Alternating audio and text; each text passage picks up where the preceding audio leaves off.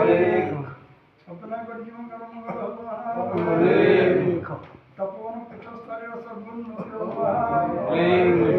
नवान्न महोत्सव उपस्थित साधु भक्त जनसाधारण समस्त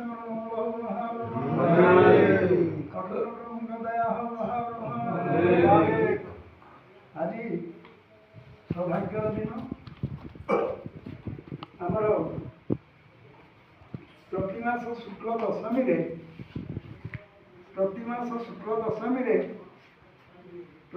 महाप्रभु आलेख स्वामी को नाम धुनी जाली ईश्वर मंगल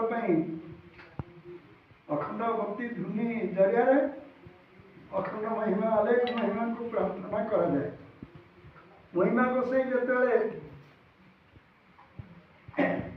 तपोवन आसिक पहुँचले से हूँ 1838 मसीहा से समय सदानंद नामक शबर फल देले 12 वर्ष द्वितीय 12 वर्ष ढेंकानाल राजा वीरभद्र महेंद्र आविर्भूत देले। यही स्थान महिमा धर्म प्रचार आरंभ। महिमा धर्मर मूल कहले तृप्ति हम नहीं यू ही महिमा धर्म प्रचार प्रसार लाभ कर तेणु महिमा गोसाई धर्म समस्त धर्म से कहले